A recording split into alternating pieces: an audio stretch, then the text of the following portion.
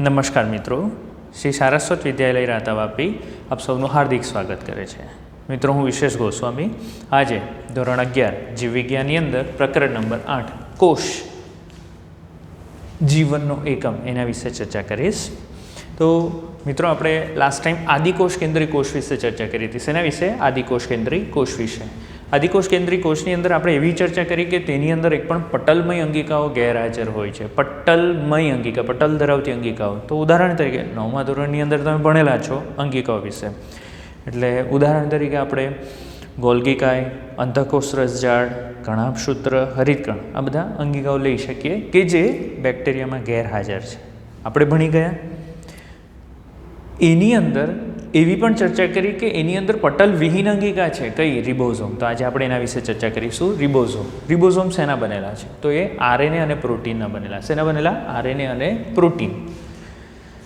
Protein વિશે તમે થોડી ઘણી માહિતી મેળવી છે. આરએનએની વાત કરીએ તો આરએનએ શું છે? તો એ એક પ્રકારનું ન્યુક્લિક એસિડ છે. શું છે? Nucleic acid. કોષ કેન્દ્રની અંદર એનું નિર્માણ થાય, ડીએનએ જેવું જ બંધારણ ધરાવતું હોય.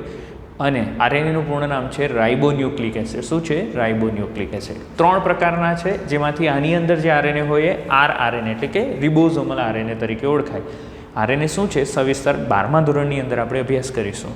પણ એટલું યાદ રાખવાનું, રિબોઝોમ શેના બનેલા? આરએનએ અને પ્રોટીનના. હવે તે કોષરસ પટલ સાથે સંકળાયેલ છે. એમસીક્યુ માટે ખાસ યાદ રાખવાનું, 15 થી 20 નેનોમીટર તેનું કદ હોય છે. હવે એના ઘટકની જ્યારે વાત કરીએ તો ભાઈ રિબોઝોમ 2 પેટા એકમનો બનેલો છે. એક પેટા એકમ કદમાં મોટો અને બીજો પેટા એકમ કદમાં નાનો. મોટો જે પેટા એકમ છે, મોટો પેટા એકમને 50S તરીકે લખાય, નાના પેટા એકમને 30S. ટોટલ આમ સરવાળો કરીએ તો કેટલા થાય? 5 અને 3 7 8 80. બરાબર ને? 50 + 30 80 થાય. પરંતુ એને સાથે જો ગણતરીમાં લઈએ તો 70S તરીકે ઓળખાય. અહીં સરવાળો નથી કરવાનો હકીકતમાં. S એટલે સ્વેડબર્ગ યુનિટ. વૈજ્ઞાનિકના નામ પરથી આને આ એકમ આપેલો છે. S એટલે કે સ્વેડબર્ગ એકમ. સ્વેડબર્ગ એકમ એટલે શું? વૈજ્ઞાનિકે એક તકનિક શોધી હતી કે જેના દ્વારા એ કોષના વિવિધ ઘટકોને છૂટા પાડે. એની અવસાદનને આધારે. અવસાદન એટલે શું? કે દરેક ઘટક પોતાના કદ દળને આધારે નીચે બેસે. આપણે જો ઘરે બનાવેલી દાળ હોય તો એમને એમ પડી રહી હોય તો એના ઘટકો નીચે બેસી જાય અને ઉપર પાણી આવી જાય. આને અવસાદન કહેવાય. તમે ઇવન માટીને પાણીમાં નાખશો ને મિશ્ર કરશો ને ટેસ્ટ ટ્યુબ રવા દો ને તો તેનું પણ અવસાદન થાય ને. તો તેવી રીતે અહીં પણ અવસાદન થાય. પણ એ અવસાદન જાતે નથી થતું, કારણ કે અહીં તો કોષના નાના નાના ઘટકો. કોષ તો એમ તો તરવાનો જ છે પાણી ઉપર, એ કંઈ બેસી નથી જવાનું. તો એના ઘટકોને આપણે નીચે બેસાડવું હોય તો કેવી રીતે? તો એના માટે એને ફરાવવું પડે મશીનની અંદર. સેન્ટ્રીફ્યુજ કહેવાય, સેન્ટ્રીફ્યુગેશન કહેવાય એને. તો એ ફરશે. ફરશે એટલે શું? ઘટકો નીચે બેસવાનું ચાલુ કરશે. તો ચોક્કસ કેલ્ક્યુલેશન દ્વારા, ગણતરી દ્વારા એનું આ સેડિમેન્ટેશન રેટ ગણવામાં આવે છે. બરાબર? તો આને ફરાવવામાં આવ્યું, છૂટા બંનેને ફરાવવામાં આવ્યું. તો નાનો પેટા એકમ અહીંયા મળ્યો, ગણતરી કરી તો એ 30S પ્રાપ્ત થયું એનું મૂલ્ય. મોટો પેટા એકમ છે નીચે મળ્યો, એને 50S પ્રાપ્ત થયું એનું ગણતરી દ્વારા. અને બંનેને સાથે જ્યારે ફેરવવામાં આવ્યા ને ત્યારે ગણતરી દ્વારા માલુમ પડ્યું કે એનું સ્થાન અહીંયા છે અને એ 70S છે, 80S નથી. એટલે એને 70S કહેવાય. યાદ રાખજો મિત્રો, આ જ રિબોઝોમ એટલે કે આવો જ રિબોઝોમ શુકોષ કેન્દ્રી કોષની અંદર પણ છે. શેની અંદર છે? શુકોષ કેન્દ્રી કોષની અંદર. પરંતુ ત્યાં 70Sની જગ્યાએ કેવો છે? 80S પ્રકારનો. કેવા પ્રકારનો? 80S પ્રકારનો. અને એના પેટા એકમો જે છે કેવા છે? તો 60S અને 40S. તફાવતમાં ખાસ યાદ રાખજો. શુકોષ કેન્દ્રી કોષમાં પણ આપણે રિબોઝોમ ભણીશું અને એની અંદર જે રિબોઝોમ છે કયા પ્રકારનો છે? 80S પ્રકારનો. અને એના પેટા એકમો કેવા છે? 60S અને 40S. 60 + 40 તો 100 થાય ને, પણ ટોટલ 80. કંઈક આ રીતે. બરાબર છે? ચાલો. જ્યારે એક કરતાં વધારે રિબોઝોમ ભેગા થાય તો ત્યારે એને પોલીરિબોઝોમ અથવા તો પોલિઝોમ્સ કહેવામાં આવે. આ એક માર્કમાં તમને વ્યાખ્યા પૂછી શકાય છે. પોલિઝોમ્સ અથવા પોલીરિબોઝોમ એટલે શું? જ્યારે એક કરતાં વધારે રિબોઝોમ જે છે એ ભેગા થાય તો એને શું કહેવાય? પોલિઝોમ અથવા તો પોલીરિબોઝોમ કહેવામાં આવે છે. સૂક્ષ્મકાય રચનાઓ વિશે ચર્ચા કરીશું. શેના વિશે ચર્ચા કરીશું? સૂક્ષ્મકાય રચનાઓ. તો સૂક્ષ્મકાય રચનાઓ શું છે? તો અહીં આરક્ષિત દ્રવ્યો, કેટલાક આરક્ષિત દ્રવ્યો કોષરસમાં સૂક્ષ્મકાય સ્વરૂપે સંચય પામેલા હોય. કયા સ્વરૂપે? સૂક્ષ્મકાય સ્વરૂપે સંચય પામેલા હોય છે. બરાબર. આ જે રચના છે એ પણ પટલવિહીન છે. જો યાદ રાખજો, પટલમય અંગિકા તો એક પણ હોતી જ નથી. તો આ પણ કેવી છે? પટલવિહીન છે. અને તે કોષ રસમાં મુક્ત સ્વરૂપે હોય છે. તો કયા કયા ઘટકો છે જે સૂક્ષ્મકાય સ્વરૂપે હાજર હોય? તો ફોસ્ફેટ કણિકાઓ, સિયાનોફાઇસિન કણિકાઓ અને ગ્લાયકોજન કણિકાઓ. કઈ કઈ ખાસ યાદ રાખવાની છે? ફોસ્ફેટ કણિકાઓ, સિયાનોફાઇસિન કણિકાઓ અને ગ્લાયકોજન કણિકાઓ કણિકા સ્વરૂપે તેઓ હાજર છે અને પટલ નથી. નીલ હરિત લીલ, જાંબલી અને હરિત પ્રકાશ સંશ્લેષી બેક્ટેરિયા બેની વાત થઈ રહી છે. બરાબર. ઓકે. સાયનોબેક્ટેરિયા એટલે નીલ હરિત લીલ અને બીજું કયો છે? જાંબલી અને હરિત પ્રકાશ સંશ્લેષી બેક્ટેરિયા. આ બંને બેક્ટેરિયાની અંદર વાયુયુક્ત રસધાનીઓ પણ જોવા મળે છે. શું જોવા મળે? વાયુયુક્ત, વાયુ ધરાવતી રસધાનીઓ પણ જોવા મળે છે. આ વધારાની માહિતી અહીં આપી છે. બરાબર છે. આપણા ટેક્સ્ટબુકમાં જ છે, એટલે આ પણ ખાસ યાદ રાખવાનું, એક માર્કમાં પૂછી શકાય. ચાલો, હવે આપણે ચર્ચા કરવા જઈ રહ્યા છે સુકોષ કેન્દ્રી કોષ વિશે. શેના વિશે? સુકોષ કેન્દ્રી કોષ વિશે. ચાલો, તો સુકોષ કેન્દ્રી કોષ એટલે શું? બરાબર. સુકોષ કેન્દ્રી કોષ આપણે થોડીક ચર્ચા કરી લઈએ. તમે 9મા ધોરણની અંદર સુકોષ કેન્દ્રી કોષ વિશે ભણ્યા જ છો.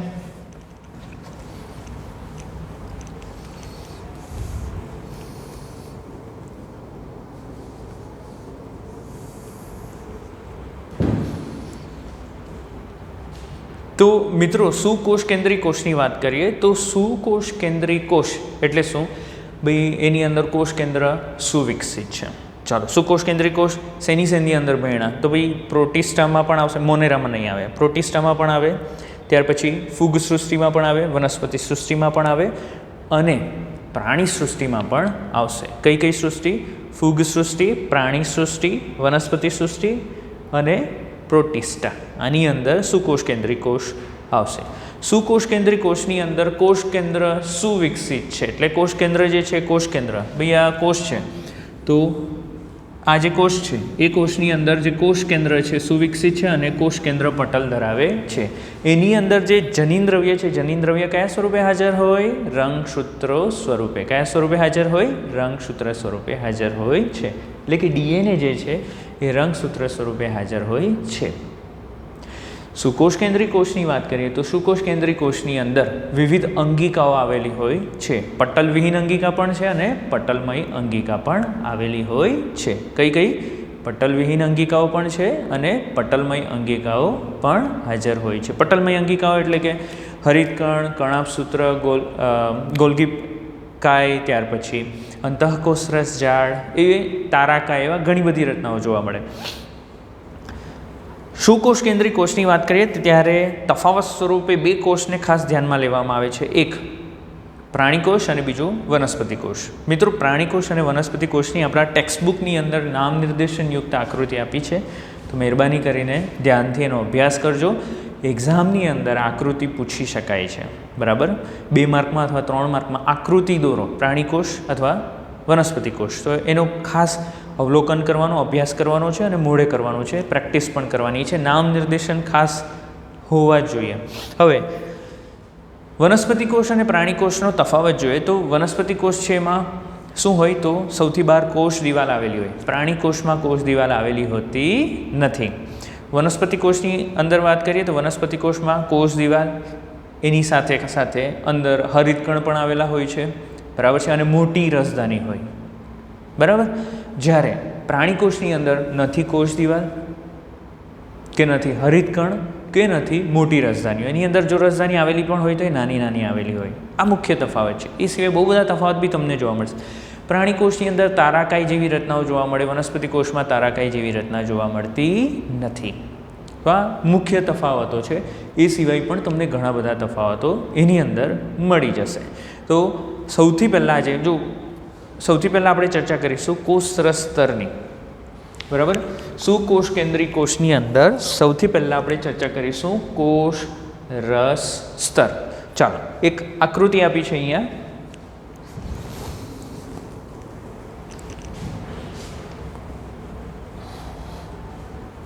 આ આકૃતિને ધ્યાનથી જુઓ. બરાબર છે. આના વિશે આપણે અહીં અભ્યાસ કરીશું. આકૃતિની અંદર તમને લિપિડ દેખાશે, પ્રોટીન દેખાશે, કોલેસ્ટેરોલ પણ દેખાશે. બરાબર, ધ્યાનથી જુઓ.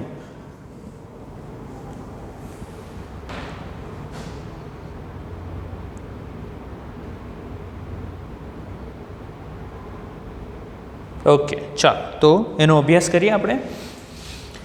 કોષ રસ પટલ. ચાલો, રિબોઝોમની અંદર એક માહિતી રહી ગઈ. આપણે પોલિઝોમ જે જોયા ને, પોલિઝોમ,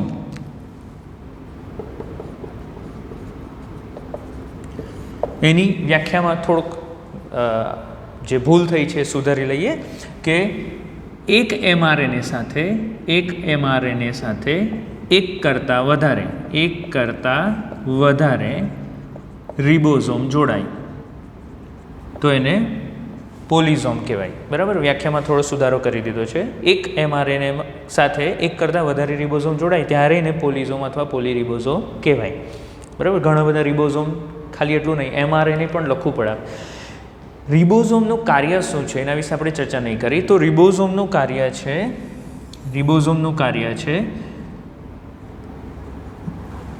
પ્રોટીન સંશ્લેષણનું. શેનું? પ્રોટીન સંશ્લેષણનું. આ કોષ કેન્દ્ર છે. કોષ કેન્દ્રમાં ડીએનએ હોય.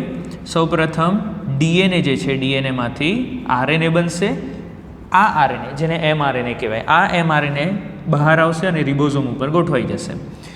એ આરએનએ ઉપરથી ભાષાંતરની પ્રક્રિયા દ્વારા ચોક્કસ પ્રોટીન બનશે. શું બનશે? પ્રોટીન.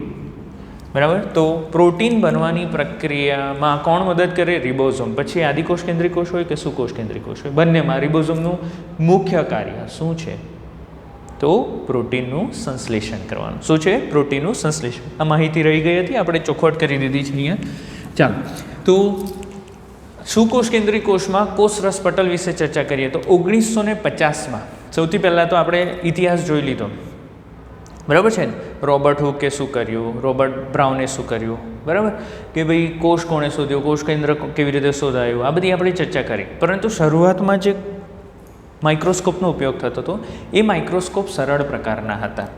ધીરે ધીરે 1950માં ઇલેક્ટ્રોન માઇક્રોસ્કોપની શોધ થઈ. શેની શોધ થઈ? ઇલેક્ટ્રોન માઇક્રોસ્કોપની શોધ થયા પછી કોષના વિવિધ અંગો અને અંગિકાઓ વિશે પણ અભ્યાસ ચાલુ થયો. કારણ કે આપણે એટલું ઝૂમ કરી શકીએ, મેગ્નિફાઈ કરી શકીએ કોષને કે એના બધા જ ઘટકોને સરળતાથી ઇલેક્ટ્રોન માઇક્રોસ્કોપમાં જોઈ શકીએ.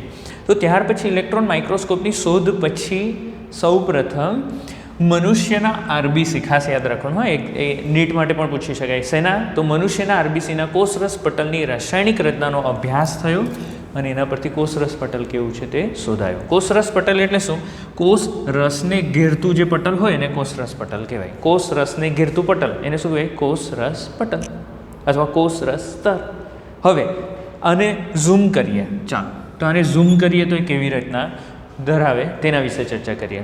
તો અહીં કોષરસ પટલ જે છે, કોષરસ પટલ મુખ્યત્વે બે ઘટકોનું બનેલું છે. કયા કયા? તો એક છે લિપિડ અને બીજું છે પ્રોટીન. કયું? લિપિડ અને પ્રોટીન. તો કોષરસ પટલ શેના બનેલા? લિપિડ અને પ્રોટીન. ઓકે, એના બંધારણની વાત કરીએ તો બંધારણ કઈ આ રીતનું છે? લિપિડ 40% છે. આ સામાન્યતઃ એવરેજ આટલું હોય, પછી જુદા જુદા કોષમાં એનું પ્રમાણ વધઘટ થતું હોય. બરાબર, આ સામાન્યતઃ આટલું સરેરાશ જોવા મળે. લિપિડ તો 40%. તેમાં કયા પ્રકારના લિપિડ હોય? ફોસ્ફોલિપિડ, કોલેસ્ટેરોલ અને ગ્લાયકોલિપિડ. કયા? ફોસ્ફોલિપિડ, કોલેસ્ટેરોલ અને ગ્લાયકોલિપિડ. ચાલો, પ્રોટીન જે છે, પ્રોટીન 58 થી 59% જેટલું છે. ટોટલ કોષરસ સ્તરનો 58 થી 59% કેટલું છે? પ્રોટીન.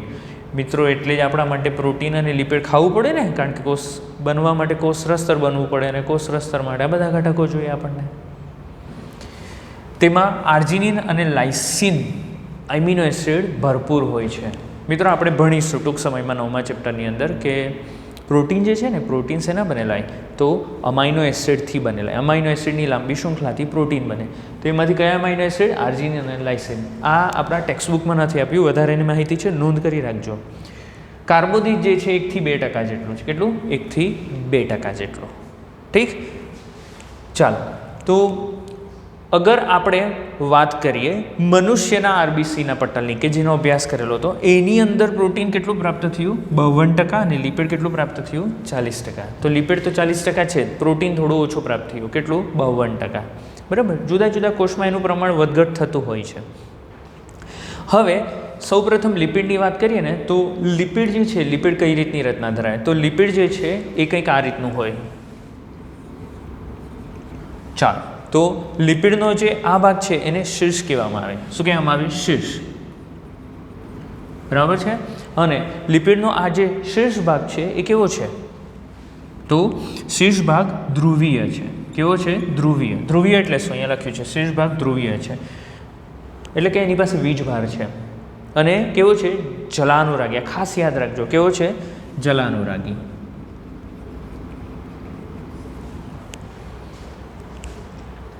પાણી અને પ્રિય છે. પાણી સાથે એને કોઈ દુશ્મની નથી, એનો વાંધો નથી પાણીની અંદર. જ્યારે પૂંછડીનો ભાગ છે, પૂંછડી, એ કેવો છે? અધ્રુવીય, હાઇડ્રોકાર્બનનો બનેલો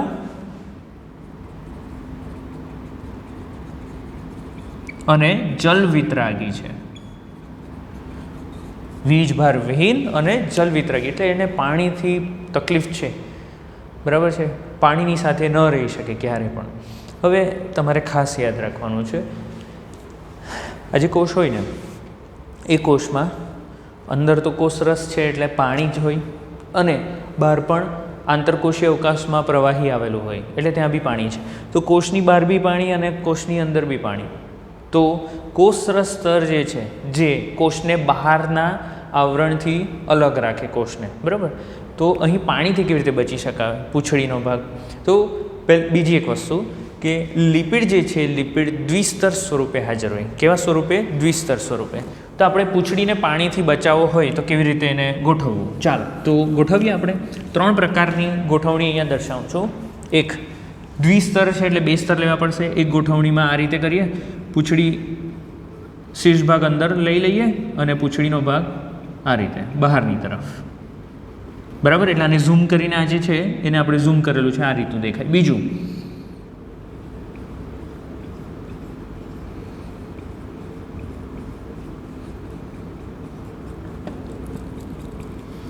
અને ત્રીજું,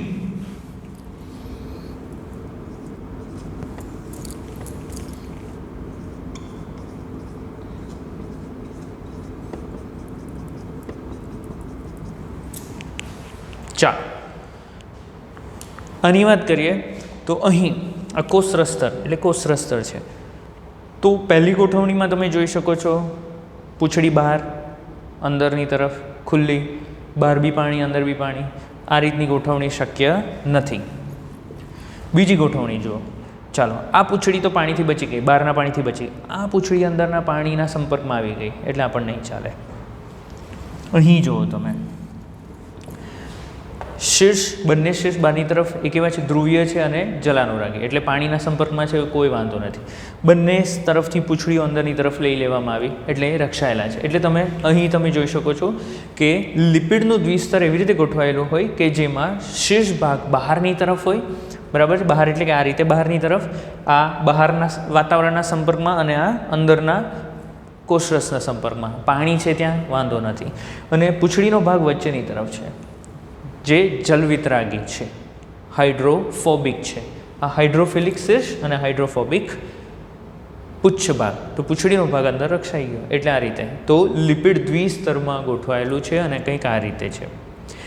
આ જે મોડલ રજૂ કરનાર વૈજ્ઞાનિક છે, બરાબર, એનું નામ છે સિંગર અને નિકોલસ, જેણે 1972માં આ ફ્લુઇડ મોઝેક મોડેલ રચના રજૂ કરેલી અને સર્વ સ્વીકૃત છે. કેવી છે? સર્વ સ્વીકૃત છે. તો મિત્રો, અહીં લિપિડ જે છે એ લિપિડ 2 ભાગ ધરાવે, શીર્ષ અને પૂંછડીનો ભાગ. શીર્ષ ધ્રુવીય જલાનુરાગી છે, હાઇડ્રોફિલિક, અને પૂંછડીનો ભાગ હાઇડ્રોકાર્બનથી બનેલો, સંતૃપ્ત હાઇડ્રોકાર્બનથી બનેલો. જલવિતરાગી ભાગ છે, અધ્રુવીય છે, એ પણ યાદ રાખવાનું. હાઇડ્રોફોબિક છે, ફોબિયા એટલે બીક લાગે પાણીથી, બરાબર. લિપિડ જે છે, લિપિડ અહીં જે લિપિડ હોય ને એ ફોસ્ફોલિપિડ પ્રકારના, એટલે કે ફોસ્ફેટ સમૂહ ધરાવતા. લિપિડ વત્તા ફોસ્ફેટ સમૂહ હોય ને એટલે એને જટિલ લિપિડ કહેવાય. કેવા લિપિડ કહેવાય? જટિલ લિપિડ. તો ફોસ્ફોલિપિડ સ્વરૂપના હોય છે. અને વચ્ચે તો આ તમે જોઈ શકો છો લિપિડનું દ્વિસ્તર છે. અને અહીં વચ્ચે ક્યાંક કોલેસ્ટેરોલ, એ પણ એક લિપિડ જ છે, કોલેસ્ટેરોલ પણ જોવા મળે.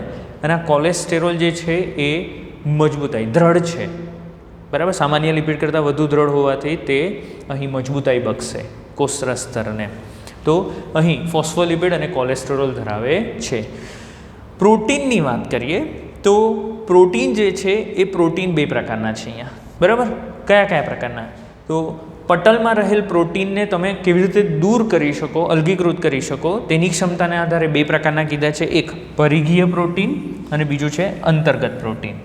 પરિઘીય પ્રોટીન એટલે શું? પરિઘ વિસ્તારમાં આવેલા હોય તેને, જે પટલની બાહ્ય સપાટી પર હોય. જો આ પટલ છે અને પટલની બાહ્ય સપાટી ઉપર તમે જોઈ શકો છો પ્રોટીન બતાવેલા છે. આ પ્રોટીન છે આ બધા, બરાબર. તો આ પ્રોટીન જે છે એ બાહ્ય સપાટી પર છે, સરળતાથી એને દૂર કરી શકાય, એટલે એને પરિઘીય પ્રોટીન કહેવામાં આવે છે. બહિર્ગત પ્રોટીન પણ એને કહેવાય, બરાબર. પરિઘીય પ્રોટીન અથવા બહિર્ગત પ્રોટીન. જ્યારે અંતર્ગત પ્રોટીન એટલે શું? તો પટલમાં અંશતઃ કે સંપૂર્ણ રીતે ખૂપેલા, પટલની અંદર અંશતઃ કે સંપૂર્ણ રીતે ખૂપેલા પ્રોટીન જે હોય એને શું કહેવામાં આવે? અંતર્ગત પ્રોટીન. શું કહેવામાં આવે? અંતર્ગત પ્રોટીન. અંદર છે એ મહત્ત્વના પણ છે. કેમ? તેના વિશે આપણે ચર્ચા કરીએ. પ્રોટીન તેમજ કાર્બોદિત પણ કોષરસ સ્તર ધરાવે. પ્રોટીન બે પ્રકારના, પરિઘીય અને અંતર્ગત, અને કાર્બોદિત પણ હોય. કયા સ્વરૂપે આપણે જોઈશું. હવે ચાલો રચના વિશે ચર્ચા કરીએ. આ કંઈક રચના આવી છે, બરાબર. આના વિશે આપણે ચર્ચા કરી લીધી છે. ફ્લુઇડ મોઝેક મોડલ જે છે, ફ્લુઇડ મોઝેક મોડલ વિશે ચર્ચા કરીએ તો અહીં આ જે ફ્લુઇડ મોઝેક મોડલ છે એમાં ફોસ્ફોલિપિડનું દ્વિસ્તર આવેલું હોય. તો ફોસ્ફોલિપિડનું દ્વિસ્તર છે જેમાં શીર્ષ ભાગ બહારની તરફ હોય અને પૂંછડીનો ભાગ અંદરની તરફ. કેમ? કારણ કે હાઇડ્રોફોબિક છે, જલવિતરાગી, એટલે એને અંદર રાખ્યો છે. આ જે ઉપરનો ભાગ છે જે દ્વિસ્તરનો બિનકોષરસીય ભાગ કહેવાય, કારણ કે કોષરસ અંદરની તરફ આવેલો હોય ને. આ કોષ આપણે આ રીતે ગણવાનો, અહીંયા આ કોષ છે અને આટલો ભાગ આપણે એને ઝૂમ કરેલો છે, બરાબર. અહીંયા ઝૂમ કરેલો છે તો અંદર કોષરસ આવ્યું એટલે અંદર કોષરસ, એટલે આની આટલી જાડાઈ છે એને દ્વિસ્તરનો કોષરસીય ભાગ કહેવાય, અને આટલો જે ઉપરનો ભાગ છે ને દ્વિસ્તરનો બિનકોષરસીય ભાગ કહેવામાં આવે છે. તમે વચ્ચે જોઈ શકો છો કે લિપિડ જે છે, લિપિડ ફોસ્ફોલિપિડની વચ્ચે કોલેસ્ટેરોલના પણ ઘટકો આવેલા છે જે મજબૂતાઈ, દ્રઢતા બક્ષે. હવે બે પ્રકારના પ્રોટીન જોઈ લો તમે. એક અંદર સંપૂર્ણ રીતે ખૂપેલા તો અંતર્ગત પ્રોટીન કહેવાય, અને બહારની તરફ હોય એને પરિઘીય પ્રોટીન કહેવાય અથવા બહિર્ગત પ્રોટીન કહેવામાં આવે છે. હવે પ્રોટીન સાથે, આ પ્રોટીનની સાથે તમે અહીંયા જોઈ શકો છો કાર્બોદિતની ટૂંકી શૃંખલા જોવા મળે, બરાબર. એને ઓલિગોસેકેરાઇડ કહેવાય. શું કહેવામાં આવે? ઓલિગો. 2 થી 9 જેટલા મોનોસેકેરાઇડ ભેગા મળીને બનતી રચનાનો ઓલિગોસેકેરાઇડ કહેવાય. અને પ્રોટીન સાથે જોડાયેલા હોવાથી એને ગ્લાયકોપ્રોટીન કહેવાય. શું કહેવામાં આવે? ગ્લાયકોપ્રોટીન. પ્રોટીન સાથે ગ્લાયકોપ્રોટીન કહેવામાં આવે છે. કેટલાક કાર્બોદિતના ઘટકો લિપિડ સાથે પણ જોડાયેલા હોય એટલે એને શું કહીશું? આ ગ્લાયકોપ્રોટીન. પ્રોટીન સાથે એટલે ગ્લાયકોપ્રોટીન, તો આ લિપિડ સાથે એટલે ગ્લાયકોલિપિડ કહેવામાં આવે. એ પણ ઓલિગોસેકેરાઇડ છે. મિત્રો, આનું મહત્ત્વ છે. આ કોષના ચહેરા તરીકે કામ કરે. કોઈ બી કોષ શરીરમાં ઓળખાય. હવે તમે 11મા ધોરણના વિદ્યાર્થીઓ છે, આમાંથી કેટલાક વિદ્યાર્થીઓ મને પર્સનલી મળ્યા છો. 10મા ધોરણની અંદર મારા હાથ નીચે તમે અભ્યાસ બી કર્યો હશે. કેટલાક વિદ્યાર્થીઓ નવા છે જેમણે મને પર્સનલી ક્યારે મળ્યા નથી. તમે જ્યારે પણ મને રેકોગ્નાઇઝ, હું ક્યાંક તમને તમારી સિટીમાં સાક્ષાત મળી ગયો તો તમે મને કેવી રીતે ઓળખશો? ઓહ સર, આ ઘડિયાળ પહેરે છે, એમના હાથ આવા છે, એમના પગ આવા છે, કદ આટલું છે, એવી રીતે નહીં, ચહેરા દ્વારા ઓળખો, બરાબર છે. તો આપણા શરીરની અંદર પણ કોષો જે છે, પછી બહારનો કોષ હોય કે અંદરનો કોષ હોય, એ કોષ ઓળખાય કેવી રીતે? તો ચોક્કસ પાર્શ્વીય શૃંખલા દ્વારા ઓળખાય. એટલે કે આ જે ઓલિગોસેકેરાઇડની શૃંખલાઓ છે એના દ્વારા ઓળખાય. તો ચહેરા તરીકે કામ કરે. એના દ્વારા આપણા શરીરની અંદર કયો કોષ છે આપણો પોતાનો કોષ છે, બહારનો કોષ છે, તરત ઓળખાઈ જાય, એમાં મદદ કરે. બહુ મહત્ત્વનું છે આ કોષરસ સ્તર ઉપર આવેલા ઘટકો, ગ્લાયકોલિપિડ અને ગ્લાયકોપ્રોટીન. શુક્રકોષો અને અંડકોષો એકબીજાની સાથે ફલનની પ્રક્રિયામાં જોડાય, એકબીજાને ઓળખે આના દ્વારા. બરાબર, ચાલો, તો મહત્ત્વનું છે. અહીં આ જે અંતર્ગત પ્રોટીન છે એ અંતર્ગત પ્રોટીન ચોક્કસ છિદ્ર બનાવે. બરાબર, અને એ છિદ્ર દ્વારા ઘટકો અંદર બહાર જવાની પ્રક્રિયા, કોઈ બી ઘટક એ કોષની અંદર જવું હોય અથવા બહાર જવું હોય તો એ શેના દ્વારા જશે? તો અંદર બહાર થવાની જે પ્રક્રિયા છે એ કોના દ્વારા થાય છે? તો આ ચોક્કસ અંતર્ગત પ્રોટીન દ્વારા થાય છે. ફ્લુઇડ મોઝેક મોડેલ 1972માં સિંગર અને નિકોલસ દ્વારા રજૂ કરવામાં આવેલું. શેના દ્વારા? સિંગર અને નિકોલસ દ્વારા રજૂ કરવામાં આવેલું હતું. લિપિડની અર્ધતરલ પ્રકૃતિ જે છે એ અર્ધતરલ પ્રકૃતિ અહીં દ્વિસ્તરીય ગોઠવણીમાં અંદર પ્રોટીન પાર્શ્વીય ગતિ કરે.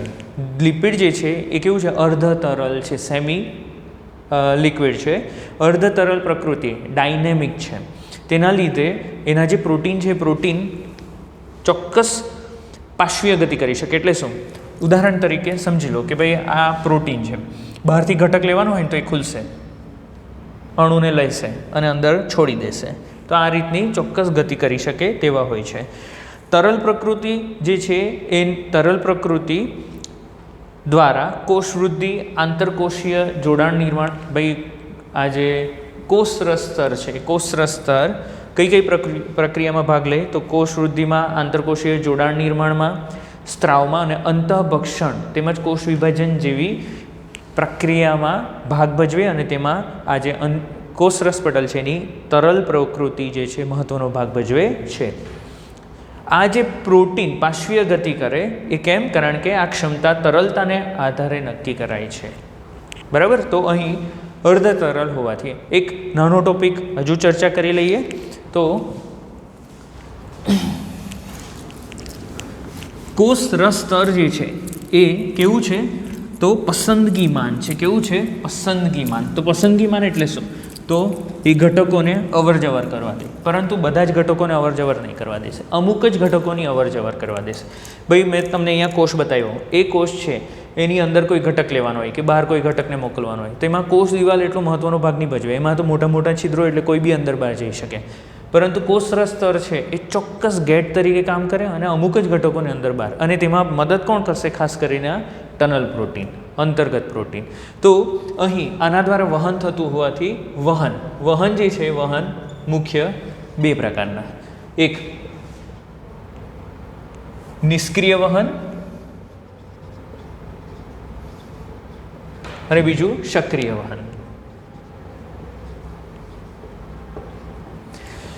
તો નિષ્ક્રિય વહન એટલે શું? કે જેમાં શક્તિનો ઉપયોગ નહીં થતો હોય. શેનો ઉપયોગ નહીં થતો હોય? શક્તિનો ઉપયોગ નહીં થતો હોય, એને શું કહેવામાં આવે? નિષ્ક્રિય વહન. સક્રિય વહન એટલે શું? જેમાં શક્તિનો ઉપયોગ થતો હોય. બરાબર, ચાલો. હવે જે તટસ્થ અણુઓ છે, કેવા અણુઓ? તટસ્થ અણુઓ. એ તટસ્થ અણુઓ અહીં આ પટલમાંથી સરળતાથી અંદર બહાર જઈ શકે, અથવા લિપિડમાં દ્રાવ્ય અણુઓ છે એ સરળતાથી અંદર બહાર જઈ શકે. પરંતુ મોટે ભાગના અણુઓ કેવા છે? ધ્રુવીય છે. કેવા છે? ધ્રુવીય એટલે કે ધન વીજભાર ધરાવે, ઋણ વીજભાર ધરાવે અથવા બંને વીજભાર ધરાવે. તો વીજભાર ધરાવતા હોવાથી અને મોટે ભાગના પાણીમાં દ્રાવ્ય એટલે કે જલાનુરાગી હોવાથી આ લિપિડમાંથી પસાર થઈ શકતા નથી. તો લિપિડમાંથી પસાર ન થઈ શકે તો અણુ કેવી રીતે અંદર જાય અથવા બહાર જવાના? તો આ ચોક્કસ પ્રોટીન દ્વારા. હવે જે ઘટકો છે, ઘટકો કેવી રીતે વહન કરે? તો આ કોષ છે, બરાબર. બહાર સોડિયમ વધારે છે, સોડિયમ વધુ, અંદર સોડિયમ ઓછું. તો હંમેશા અણુ જે છે એ પોતાના વધુ સંકેન્દ્રણવાળા વિસ્તારથી ઓછા સંકેન્દ્રણવાળા વિસ્તાર તરફ ગતિ કરે. શું કીધું મેં? કોઈ પણ ઘટક પોતાના વધુ સંકેન્દ્રણવાળા વિસ્તારથી ઓછા સંકેન્દ્રણવાળા વિસ્તાર તરફ ગતિ કરશે. આ ક્લાસરૂમ છે, એની અંદર બહુ બધા બલૂન મેં મૂકી દીધા, બરાબર છે, ફુગ્ગાઓ. બારણું જેવું ખોલું એટલે બલૂન બધા બહાર નીકળવાના ચાલુ થાય. કેમ? રૂમમાં બલૂન વધારે એટલે એનું સાંદ્રતા વધારે, સંકેન્દ્રણ વધારે. બહાર લોબીની અંદર બલૂન નથી એટલે એનું સંકેન્દ્રણ ગેરહાજર ક્યાં તો ઓછું એમ કહીએ તો ચાલે. એટલે બારણું ખોલે એટલે બલૂન બહાર જાય એટલે વધુ સંકેન્દ્રણથી ઓછા સંકેન્દ્રણ તરફ વહન કરે. આને પ્રસરણની પ્રક્રિયા કહેવાય. શું કહેવામાં આવે? પ્રસરણ. બરાબર. પ્રસરણની પ્રક્રિયા દ્વારા ઘટકો કોઈ પણ શક્તિનો ઉપયોગ કર્યા વગર પોતાના વધુ સંકેન્દ્રણવાળા વિસ્તારથી ઓછા સંકેન્દ્રણવાળા વિસ્તાર તરફ ગતિ કરે. આવું વાઇસા વર્સા બી થઈ શકે. જો વધારે અંદર હોય અને બહાર ઓછું હોય તો એ બહાર પણ જઈ શકે. પરંતુ જો કોષે આવું કરવું હોય તો, સોડિયમ જોઈતો હોય તો જ આવું કરવા દેશે, નહીં તો એ નહીં કરવા દે. ચેનલ બંધ કરી નાખે, આ ચેનલ બંધ થઈ જશે. પાણીનું વહન પણ આવી રીતે થાય. પાણી પણ પોતાના વધુ સંકેન્દ્રણથી ઓછા સંકેન્દ્રણ તરફ ગતિ કરે. બહારથી અંદર બી જઈ શકે, અંદરથી બહાર. સંકેન્દ્રણ ક્યાં કેવું છે એના ઉપર નિર્ભર. પરંતુ અહીં આપણે એને પાણીનું જ્યારે વહન થતું હોય ને ત્યારે એને પ્રસરણ નહીં કહીએ, ત્યારે એને શું કહીએ? આશ્રુતિ. શું કહીએ? આશ્રુતિ. ચાલો, એવા પણ સંજોગો આવે કે ધારી લો કે બહાર કેલ્શિયમ ઓછું છે, કેલ્શિયમ ઓછું અને અંદર કેલ્શિયમ વધારે. તો અહીંયા કેલ્શિયમ ક્યાંથી ક્યાં જવું જોઈએ? જો પ્રસરણની પ્રક્રિયા થાય તો અંદરથી બહાર જવું જોઈએ. સોરી, હા બરાબર છે, અંદરથી બહાર જવું, વધારેથી ઓછું. પરંતુ કોષને કેલ્શિયમ જોઈએ છે એટલે બહાર નહીં જવા દેશે. બીજું, વધારે જોઈએ છે તો એ શું કરશે? સંકેન્દ્રણની વિરુદ્ધ દિશામાં એને ખેંચશે. હવે ક્યારે પણ વિરુદ્ધ દિશામાં આપણે લેવું હોય તો બળજબરીપૂર્વક એટલે શક્તિનો ઉપયોગ કરવો પડે. એટલે એને સક્રિય વહન કહેવાય. સક્રિય વહન એટલે શું? કે જ્યારે પણ ઘટકોને કોષની જરૂર હોય ત્યારે એ શક્તિનો ઉપયોગ કરીને અણુઓને તેના ઓછા સંકેન્દ્રણથી અથવા ઓછી સાંદ્રતાથી વધુ સંકેન્દ્રણ તરફ એટીપીનો ઉપયોગ કરીને વહન કરાવે. અને શું કહેવામાં આવે? સક્રિય વહન. ઉદાહરણ તરીકે આપણે એક પંપ લઈ શકીએ, સોડિયમ પોટેશિયમ પંપ. આગળના ધોરણમાં આપણે ભણીશું, બરાબર છે. સોડિયમ પોટેશિયમ પંપ શું છે, ક્યાં મદદ કરે, એના વિશે આપણે ચર્ચા કરીશું.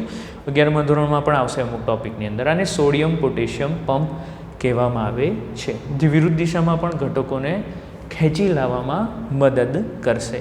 તો આ વહનના પ્રકારો થયા. શું થયા? વહનના પ્રકારો. અહીં જો પટલ વગર કોઈ ઘટકોનું વહન થતું હોય તો એને પ્રસરણ કહેવાય. પરંતુ અહીં તમે જોઈ શકો છો કે આ કોષની કોષરસ સ્તર દ્વારા થઈ રહ્યું છે અને ચોક્કસ વાહક પ્રોટીનોની મદદથી થઈ રહ્યું છે. એટલે આવા પ્રકારના વહનને આપણે પ્રસરણ નહીં કહીએ, સાદું પ્રસરણ નહીં કહીશું, આને સાનુકૂલિત પ્રસરણ કહીશું. શું કહીશું? સાનુકૂલિત પ્રસરણ. તો વહનના બે પ્રકાર, નિષ્ક્રિય વહન, સક્રિય વહન. નિષ્ક્રિય વહન એટલે શું? તો કોઈ પણ ઘટક પોતાના વધુ સંકેન્દ્રણથી ઓછા સંકેન્દ્રણ તરફ જો ગતિ કરે તો એને કહેવાય નિષ્ક્રિય વહન. શક્તિનો ઉપયોગ થતો નથી. જો પટલ વિહીન થતું હોય તો એને સાદું પ્રસરણ કહેવાય. પટલની મદદથી થતું હોય તો એને આપણે પટલ એટલે કે વાહક પ્રોટીનની મદદથી થતી હોય તો એને સાનુકૂલિત પ્રસરણ કહીએ. પાણીનું જો આ રીતે વહન થાય વધુ સંકેન્દ્રણથી ઓછા સંકેન્દ્રણ, પાણીના અણુના વધુ સંકેન્દ્રણથી ઓછા સંકેન્દ્રણ તરફ, તો એને આપણે આશ્રુતિ કહીશું. અને જો વિરુદ્ધ દિશામાં થતું હોય તો એને શું કહીશું? સક્રિય વહન, કે જેમાં શક્તિનો ઉપયોગ થાય અને ઢોળાંશની વિરુદ્ધ દિશામાં અહીં અણુ વહન પામે, એટલે કે ઓછી સાંદ્રતાથી વધુ સાંદ્રતા તરફ આપણે ગતિ કરાવીએ છીએ. તો મિત્રો આજે આપણે અહીં સુકોષ કેન્દ્રી કોષની અંદર કોષરસ સ્તર વિશે અભ્યાસ કર્યો, ફ્લુઇડ મોઝેક મોડેલ જોયું, એને સવિસ્તાર સમજ્યું. એક્ઝામની અંદર આ 5 માર્કની અંદર પૂછી શકાય એવો પ્રશ્ન છે. નીટમાં પણ આનામાંથી પ્રશ્ન નીકળી શકે. ચોક્કસથી ધ્યાન આપીશું. Thank you so much.